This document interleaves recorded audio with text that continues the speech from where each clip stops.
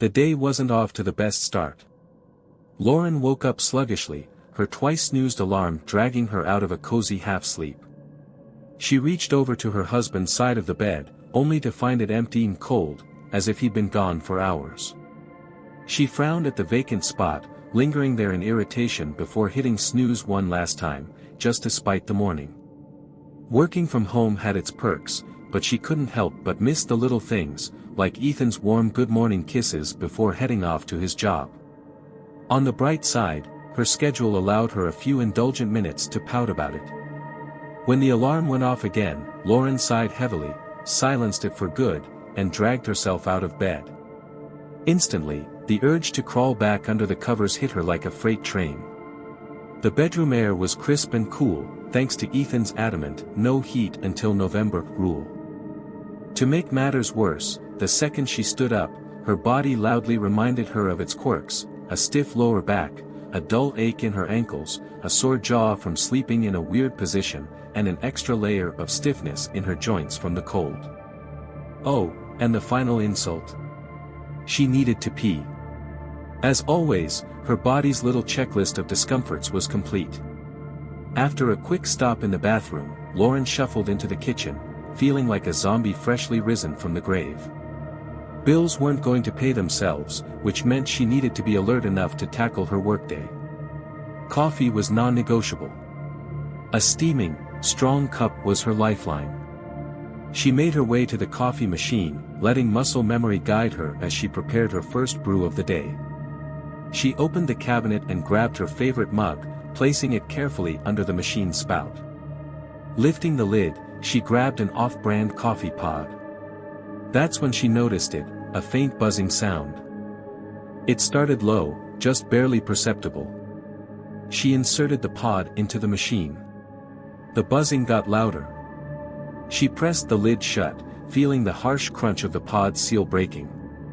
Her finger hovered over the touchscreen as the noise swelled into an oppressive hum. She tapped the 8 ounces button and then start, watching the machine whir to life. The droning sound was so loud now she could barely hear anything else. The floor behind her creaked. Something was there. Someone was watching her. Her breath caught in her throat and she spun around, heart pounding, nearly knocking a jar of sugar off the counter. Nothing. Of course, nothing. She was alone in the apartment.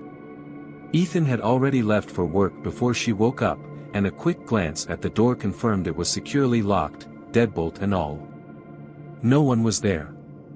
The only sounds now were the soft hiss of the coffee maker and the thunderous rhythm of her own heartbeat. The buzz, the drone, both gone. Lauren took a shaky breath and leaned against the counter, trying to steady herself. She reached for the fridge, grabbed the creamer, and poured a generous splash into her coffee. Stirring the cup absent-mindedly, she grabbed her pill container from beside the sink. Nothing kick-started the day like a hot cup of coffee paired with her daily capsule. Not that she really needed the caffeine anymore, whatever that strange moment was had left her wide awake. Still clutching her coffee, Lauren made her way across the apartment to her small home office. She settled into her desk chair, ready to start the workday. It still felt like a dream come true, even after 6 months. She'd landed a remote job as a medical biller for a telehealth company, a role notorious for its mountains of paperwork. For Lauren, though, the endless forms and error codes were oddly satisfying. Sorting through rejections, translating cryptic codes, and deciphering explanations of benefits all scratched an itch in her brain she didn't know she had. Best of all, she hardly had to interact with anyone. With her favorite playlist humming in the background, she could lose herself in the work, shutting out the rest of the world for hours on end. The morning's usual routine took a turn as soon as I logged into the clinic's electronic health records. A cluster of glaring red claim rejections lit up the screen, each demanding immediate attention. They all came from the same insurance provider and involved the same clinician. My first thought. Probably an issue with the NPI, it usually was. As I got to work, the rhythm of problem-solving pulled me in. I decoded the error. I fired off an email to the clinician. I sorted through the next wave of rejections. I ignored the faint buzzing in the background. I turned my music up louder. I opened a patient's profile. I selected the billable dates. The buzzing grew louder, threatening to drown out my playlist. I double-checked the payer's address. I completed the long red form. My jaw throbbed with tension. I submitted the claim. The noise was deafening now. I opened another explanation of benefits. The droning sound wasn't just around me anymore, it felt like it was inside me. It filled my lungs. I couldn't breathe. And then my monitor flickered off. For a moment, all I could see was my own reflection in the blank screen. Except, something else was staring back. I shoved myself back from the desk with a gasp, nearly tipping my chair over. My heart was racing as I glanced back at the screen, which was glowing again, still displaying the dull grids of insurance paperwork. It was nothing. Just my imagination. I turned my head, looking toward the office window, where the soft morning light reflected my face. My normal face. It hadn't been real. I was fine. Alone. Safe. Still, I couldn't resist a quick glance over my shoulder to confirm the office door was shut tight. Only then did I let out a shaky breath and slide my chair back into place. Just nerves. Nothing more. I threw myself back into work, focusing harder than ever. The noise crept back now and then, a faint hum teasing the edge of my senses, but I forced myself to ignore it. It wasn't real. It couldn't be. My restless mind was just punishing me for a lousy night's sleep. By the time lunch rolled around at noon, I realized I hadn't left my desk all morning. I hesitated, eyeing the door. My lunch was waiting in the fridge, but the thought of leaving the office made me oddly uneasy. Why? Even if the buzzing sound returned, it couldn't hurt me. It was just in my head. Right? Still, as I walked into the kitchen, I couldn't help but take the long way around the island, keeping as much distance as I could from the coffee maker. The memory of the morning's strange experience was enough to make me scold myself for being ridiculous. It's just a coffee machine, I reminded myself. You're being absurd. My eyes fell on the creamer I'd left out earlier, sitting next to the sink. Great, probably spoiled by now. What was wrong with me today? I set it aside to deal with later and turned my attention to the fridge, grabbing the container of leftover pasta I'd been looking forward to. I opened the container, my hands unusually cold. I placed it in the microwave and hit the one button.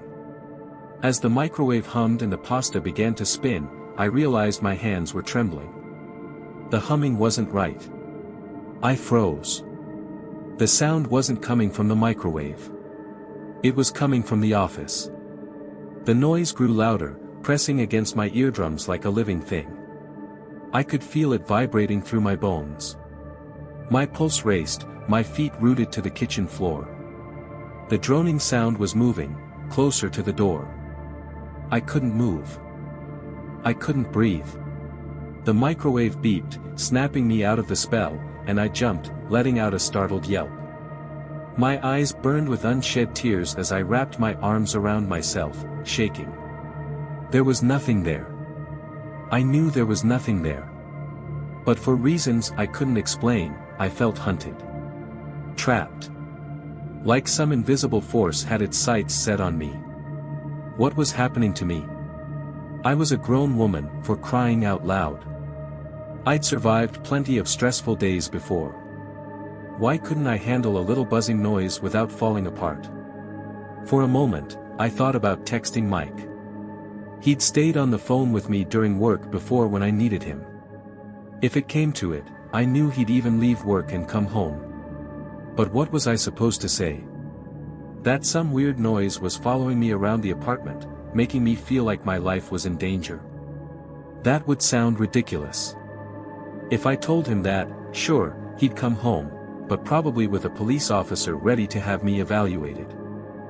I pulled the steaming container out of the microwave and set it on the counter to cool.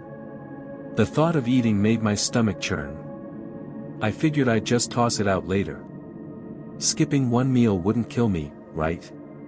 Lately, it felt like I'd been asking myself too many questions like that, dancing around the one question I really didn't want to face.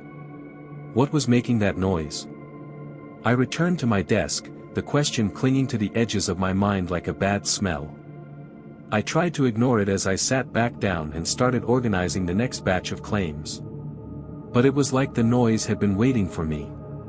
Slowly, steadily, the droning rose again, creeping in from the doorway like an unwelcome guest. It wasn't real. I repeated that to myself over and over. The droning sound wasn't real, which meant there was no source to blame. But it sure was loud for something that didn't exist. The longer I listened, the more details I started to notice.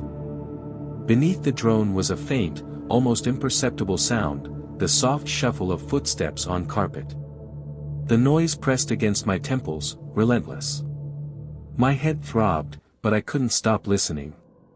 The steps came closer. The air around me felt colder, the chill crawling up my spine. It was standing behind me now. I could feel it, its presence heavy and undeniable. It wasn't real. It couldn't be. But it was. I screamed, spinning around with my arms flailing to push away the invisible threat.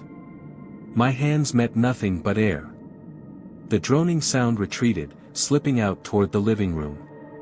But it wasn't gone, not really. I could still feel it, the weight of its presence. Whatever it was playing with me, taunting me like a predator cornering its prey. It wasn't going to win. Not without a fight. I forced myself to stand on shaky legs and stumbled to the office door. Slamming it shut, I turned the lock and pressed my back against it. The lock wouldn't stop it, but it gave me the illusion of safety, and I clung to that. The sound grew louder, the drone swelling into a roar as something heavy slammed into the door. I flinched, stumbling backward until my legs gave out, leaving me huddled in the corner. My knees were pulled to my chest as the relentless pounding shook the flimsy wood of the door. It hit the door again, harder this time. The wood started to splinter under the force. Tears streamed down my face as I hugged myself tighter. "Please," I whispered. "Please, not like this." And then, over the chaos, I heard it, a voice. "Jess." The pounding stopped. My head shot up. That was Mike's voice. "No. Mike, don't come in." I screamed, panic twisting my chest. "Get out. Lock the door behind you, don't let it get to you." "Jess, what are you talking about?" he called back, his voice steady but confused. Ignoring my warnings, I heard him step into the apartment. The drone shifted. It moved away from my office, slithering toward the kitchen where Mike was. My sobs turned into choking gasps as terror gripped me. I couldn't protect him. Whatever was in here would kill him next, and I'd have to sit here, powerless, waiting for it to return for me. Would anyone realize we were gone? Would my coworkers notice when I didn't check in? Would the neighbors grow suspicious when Mike's car never moved? Would my parents call for a welfare check? "Oh, honey." Mike's voice broke through my thoughts, soft and close. "It's okay. You're okay. Can you open your eyes for me? Please." Cautiously, I opened my eyes, blinking away tears. Mike was crouched in front of me, his face etched with concern. He looked perfectly fine. The office door was open, the apartment eerily quiet. "How?" I croaked. My voice shook as I looked at him, trying to make sense of it. "Did it leave? Did you see it? Can I hold you, sweetheart?" he asked gently, sitting cross-legged on the floor. When I nodded, he reached out, pulling me into his lap with a comforting embrace. "It's okay," he murmured, his voice warm and steady. "I've got you. You're safe now. Nothing's going to hurt you." I clung to him, my face buried in his shoulder. "You didn't see it?" I whispered. "It was right there. I thought it was going to kill me." Mike hesitated before answering, his tone careful. "Jess. I don't think there was a monster. Do you think maybe you were hallucinating?" I pulled back slightly, staring at him in disbelief. "What?" He gave me a gentle but pointed look. "Remember how the psychiatrist lowered your meds a couple weeks ago? She warned us this might happen. She said your brain might need time to adjust, and we should watch for any signs of an episode." His words hit me like a cold splash of water. The past few hours of terror and panic suddenly felt distant, like a bad dream I was starting to wake up from. The wave of panic that had consumed me just moments ago melted away, leaving behind a different kind of heat, shame. My face and neck burned as I buried myself deeper into Mike's chest. "Oh my God," I muttered, muffled by his shirt. I really was hallucinating, wasn't I? I felt him relax under me, his shoulders sinking as a relieved sigh escaped him. "Yeah, Jess, I think so," he said, his voice soft and steady as he ran a hand through my hair. "But that's okay. There's nothing to feel bad about, remember? Schizophrenia is unpredictable as hell. That's why we didn't drop your meds all at once, we had to see how you'd handle it. Now we know. We'll get you back on your full dose first thing tomorrow, and we'll tell the doc this plan didn't work out. You're going to be fine. I promise." I inhaled deeply as he spoke, his words like a salve on the raw edges of my nerves. The embarrassment didn't vanish completely, but it loosened its grip. At least Mike wasn't upset or judging me. "I hope the neighbors weren't home," I said after a pause, lifting my head slightly. "I'm pretty sure I was screaming earlier. God, Mike, I really thought it was real. I haven't had an episode like that in years."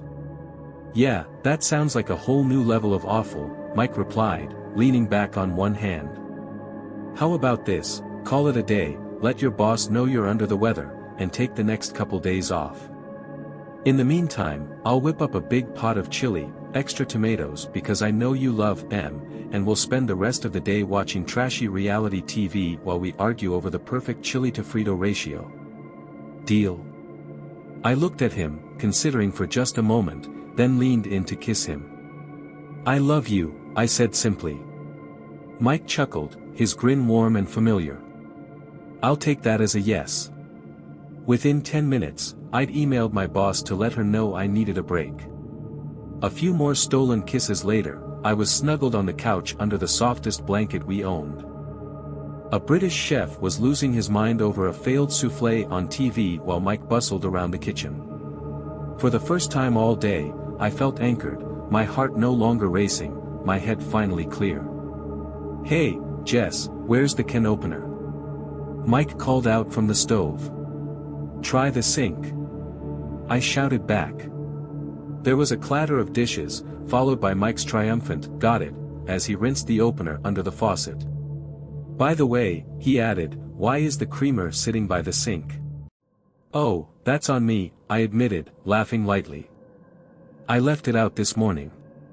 Honestly, that should have been a clue something was off. I've been all over the place for days. Don't beat yourself up. I didn't notice either, and I'm usually the one who picks up on this stuff first," Mike replied, ever the supportive partner. Okay, I said with a roll of my eyes, a small smile tugging at my lips. He was laying it on a bit thick now, but I couldn't deny how lucky I was to have him. Not everyone had a partner who could handle this with such patience and grace. The conversation faded into a quiet, comfortable rhythm. The kitchen sounds blended with the hum of the TV, and for a moment, everything felt blissfully normal. Then I heard it.